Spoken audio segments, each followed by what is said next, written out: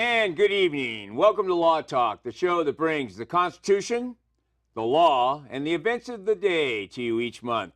Myself, James Barrett, and Mark Malachowski are here with three exciting subjects. What are we covering tonight, Mark? Well, first we're going to talk about election bugs. Used to be when you handle elections, you have the usual bribery and blackmail and, those kind of things. But nowadays it's high tech. So basically, if you're running for office, everything you say is recorded by somebody, and it usually gets to your opponent if you're a big shot. Okay, that's number one. Wait a minute. That's our first subject. And number two is the border wall, the border wall deal. Who knows what's going to happen with the wall? That's okay. Right now we have probably somewhere between 20 and 50 million illegal aliens in the United States, and quite a few of them vote, they found, and we've got tens of thousands of people of caravans that are coming in. And so the question is, whether we want to stop them or do you want to bring them in? So this question whether you have a wall or not. Okay, and the third thing is the California voter rolls. There was 1.5 million fake voters on the LA rolls. Probably, 5, 10, 20 fake voters in the United States at this time. Okay, let's go back to number one. We're talking about, this isn't related to the pre-election bugging of Trump Tower, where in fact Donald Trump had said to all the news agencies and everywhere else that he said Trump Tower is bugged. And of course, everyone from the President Obama, James Comey, Clapper, Brennan, all the top intelligence guys said nobody would ever bug Trump Tower. But we know a little different, don't we, Mark? Okay, well, an NSA, National Security Advisor, one of the top guys, right? And he was looking through the computer stuff, and he noticed there's a thing called unmasking. Now, everybody who has a cell phone, if you've got a cell phone, right? This not only, they can hear everything you say, even if it's off. Maybe if you took the battery off, but the government knows everything you say. It knows where you are if you got one of these, okay? So the government knows everything. Every phone call is sucked into this big, massive computer in Utah. The government knows everything you say, knows every phone call, knows everything you say, knows everywhere you go. Okay. Well, but what happens is that they have that raw data, but they don't know who said it, right? And so they have all this data, and they don't connect it up to who said it unless it looks like there's some kind of espionage thing, right? So basically, the government knows everything, right? And that's their job now, to know everything, because after 9/11, there was no more, Fourth Amendment anymore. They got rid of that. So there's no more privacy. The government knows all. But what they said is, we won't look at actually who's saying this, and it looks like, unless you say something, well, I'm going to blow up something, or some kind of conspiracy, or it's an overseas call, and they go, well, that's espionage. Now we'll unmask it, and we'll look at who that person is. But wait a minute. The unmasking, though, it's a situation where there has to be a credible petition for espionage. And it has to go before a judge, and it's targeting foreign people, not necessarily locals or traitors. But it takes a lot to get a U.S. citizen to be unmasked.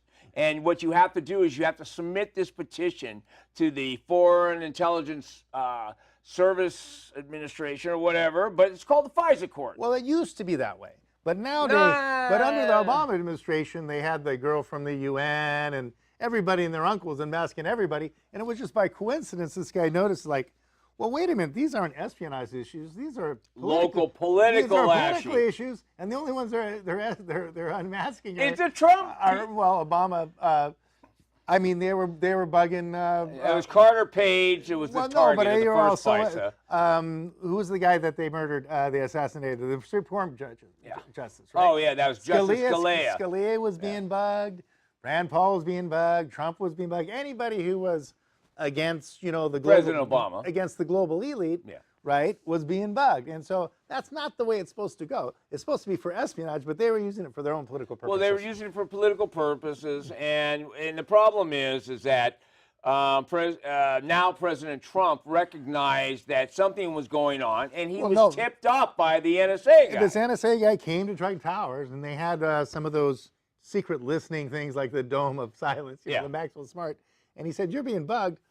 And so Trump moved out moved his campaign out of Trump Tower that day, and that enabled him to have a better chance of winning. And the guy who told him, who snitched off against Obama, his career was ruined. His life was destroyed. Of course, I'm not sure if he was assassinated, but well, we don't know if he vanished or not. But he pretty much took care of him. Well, let me add one thing to this. As it looks like out of the NSA that they actually went back to the British, which is a third-party contractor that works with MI6 in England, and they used this tech group that is like the MI6 tech group, which is a third-party contractor. Like Telpia, yeah. Yeah, and they come in, and it looks like they're the ones, and this starts bringing in. Why are we have Steele, the MI6 guy. Then you have the political. The Democrats are paying Fusion GPS. All this circle starts to spin, and it's funny. But the other person that was really bugged was a guy. It started with a guy named Carter Page. Funny enough, he was. They have there's the one jump theory, right? So let's say they do one guy. Well, they get to bug everyone that him. So if he makes 15 phone calls, they get 15 people. They have to keep then they expanding. go one more. Yep. No, they get like a two jump theory, and so then you're into 700 or 800 people. So it's like 6 degrees of separation. You get everybody, right? Right. So basically, the way it's set up, it's supposed to be for espionage. That the country's going to be Foreign espionage. Yeah. But this was done as a matter of course. Like other people have a cup of coffee, Obama was bugging his political opponents. Well, wait a minute. Let me say the name of this again. The Foreign Service Intelligence Act. Yeah, well, under FISA, yeah. It's supposed to be the Foreign Service Intelligence Act. There's nothing that says the U.S. Citizen Political Campaign Bugging Act. Well, see, it doesn't say that. Once they got caught doing this bugging, then they had to create the Russia hoax. Oh, the Russia! To cover their rear ends, Russia! Right? And they had to assassinate quite a few people. Well, there's been people that went missing. Yeah, they suicided. Yeah, they're all suicide. A lot of Hillary hunting activities. A lot of people, that's funny. So anyway, that's how it works. But it used to be, this puts 1984 to shame, because they have everything, and they're not supposed to look into it. Guess what? They broke every rule in the book. They looked at everything they possibly could. But I have a question. When you look at people like Brennan, Clapper, Comey, well, they are all in on it. Okay, but who is telling them what to do? Soros, probably. And why is Soros allowed to tell them what to do? Because he's got $35 billion. But anyway, no. When you have $35 billion, I don't want to jump to Soros, but I really want to know who had the authority to authorize all these agencies to protect one and investigate another? Well, I mean, I guess you would say Obama, but I think Obama, okay, you've got to look at the Rothschilds. They have $30 trillion, right? One guy has $30 trillion. How are the Rothschilds involved? But I'm just saying the United States makes, what, 3, 4, 5, $10 trillion a year. This guy's $30 trillion. He can buy the United States like an apple off an apple cart. We're really under the control of the globalists, and we have our little sham elections, so it looks like, oh, we have something to do. Who rolls us? But the people who roll us are the people who have the most money. And if someone steps out of line, they don't get the campaign funding, or they get some of the dirty secret comes out. How do you explain what's going on today when we have 20 Democrats out there running? Who's funding them? The thing about Trump that they couldn't understand, because he's not a politician. See, he would get up and say these crazy things, but he was saying what he really meant. Most politicians say exactly the opposite of what they meant, and then when they get elected, they do what they're paid to do, right? They do what they're paid to do. And then, Trump said so they couldn't catch him in a lie because he was just telling the truth. So the whole thing backfired. They went through all this trouble. They just spent, what, $25 million? All these attorneys investigating the Russia thing for 2 years. Oh, no. Wait a minute. We haven't even got there. The Senate spent 20 to 30 million. But as we know, we're hoping Mueller is about to come out. He's got his own dossier. But anyway, listen, we're going to leave that one. But what's our second subject, Mark? Okay, well, this is the border war, or the Treaty The Treaty of Hidalgo. Okay, and under the Treaty of Hidalgo, the border is supposed to be, religiously guarded. And if a country lets people invade from that... invade, that's the key word. Invade, hostiles come over the border, that's an act of war. They've broken the treaty and everything's off.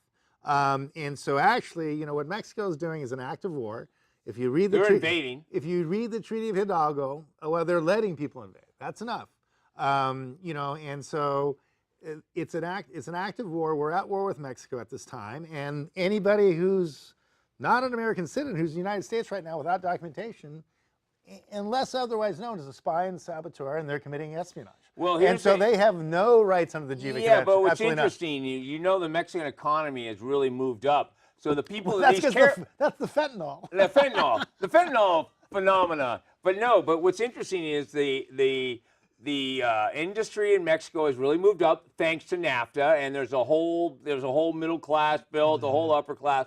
So these caravans aren't coming from Mexico. They're coming from Central America. Well, wait a minute. But how are they getting here, Mark? Well, first of all, if you're a refugee, you're supposed to stop at the first country. No, you're supposed to. And so if Mexico's letting you through, they're involved in an act of war. But the really is who's paying for it? Well, George Soros is paying for the whole thing, okay? So he's got these front groups, and if you look at the money that is Open Space, Open Society, his money he pumps in all these millions and billions of dollars. Some of it's in the black, but some of it's in the white, you can see. Okay, so you got the Pueblo Sin Fronteras, that's George Soros, right? You've got CARA, that's George Soros. You got CLIN, CLIN, I don't know, AIC, CLIN, RICELS, which is CLIN, ACLU. All these are Soros front groups, and he believes in open borders, and so he pays these people to take these caravans into and invade the border. Let me add a little more. It's not that he believes in open borders. Well, I mean, he believes in what's happening is the dilution of the American society as we have today.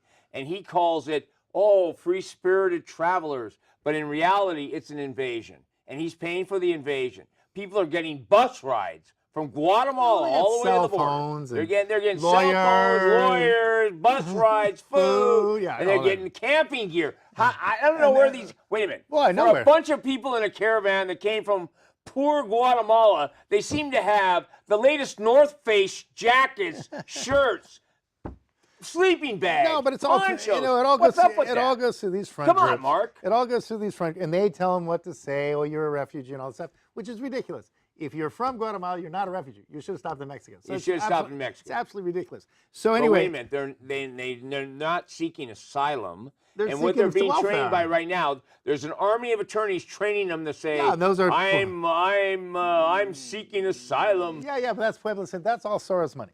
And so he's doing this, and there's a lot of reasons for it, but basically it is an invasion. And so what Trump wanted to do is build a wall.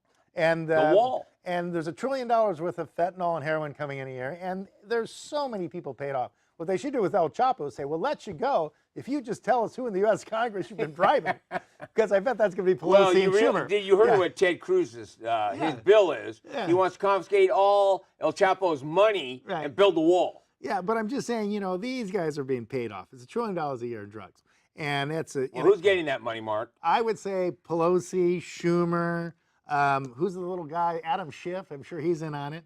All these guys, they're all getting kickbacks. That's inflammatory, Mark. But why would these people want to even do that? Okay, well, look at these guys making $175,000 a year. But for some reason, they've all got $70 million, right? Well, what I didn't understand why is Maxine Waters lives in a $5 million mansion and she makes $175.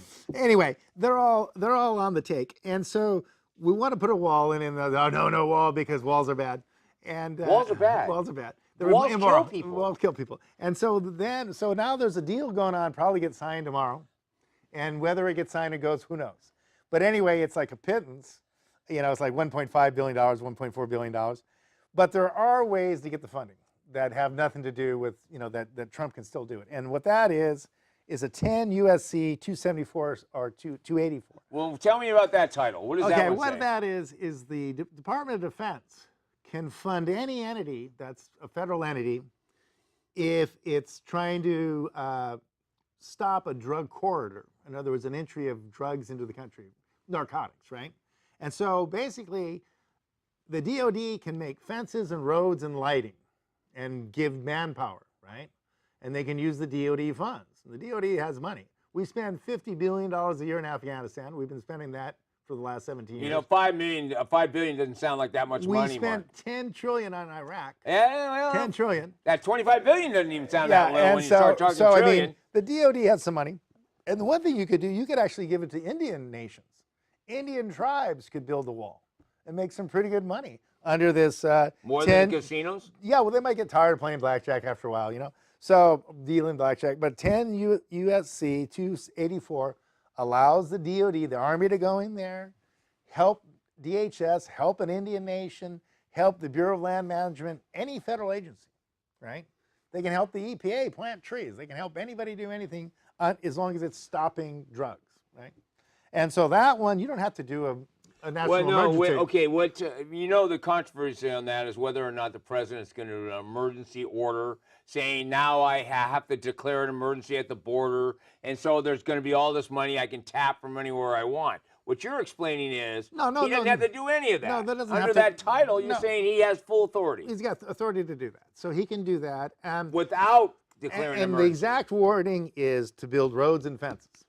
So, I mean, you can put fences in. Well, fence. Whether that's the wall of the fence or whatever. But is it a metal fence or is it a cement wall? No, but it especially says lighting, roads, and fences. Well, that covers the security on the border. So that covers that, and also you can bring in. Look, we've got a lot of guys over in Afghanistan. Bring them home, put them on the U.S. border, right? We got a lot of guys in Syria. They got the Posse Comitatus Act about putting the military on the border. But not under this. They can help build. They can help build as long as they're not acting as a military force. Now, on the other hand, but under the Treaty of Hidalgo, we have a right to fortify the border. Well, you know why? You said it earlier. We're being invaded. So, but I mean, we have a right to fortify the border whether we're being invaded or not. It's in the Treaty of Hidalgo. So there's no reason the U.S. Army can't build forts every 20 miles along the border.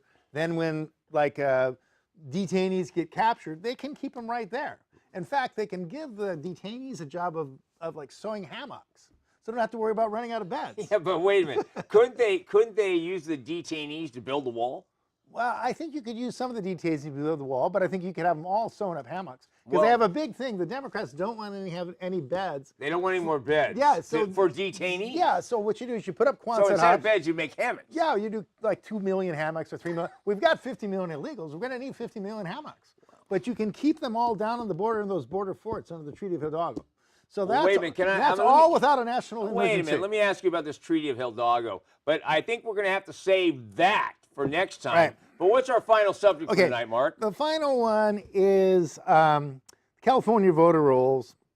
LA had they're all honest. Had 1.5 million fake voters that had to be removed after Only Judicial Watch. 1.5 million. This is just in LA. Oh, just okay. Sued in federal court on the National Voter Registration Act (NVRA) in Judicial Watch Incorporated et al. Versus Dean C. Logan et al.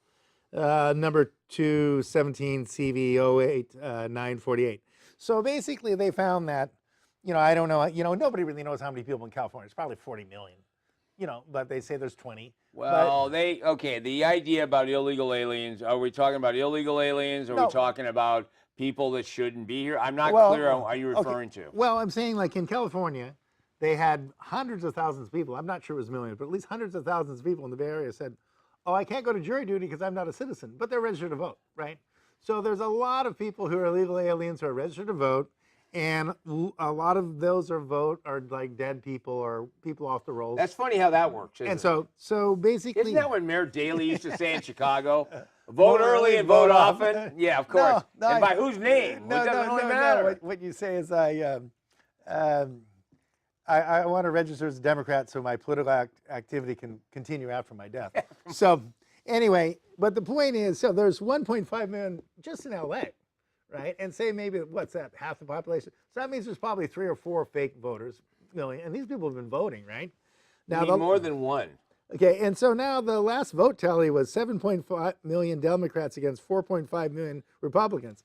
So you figure the amount of illegal voters, if those were taken off the rolls, the Democrats probably would have lost the last election. Newsom wouldn't be governor if it was a fair election.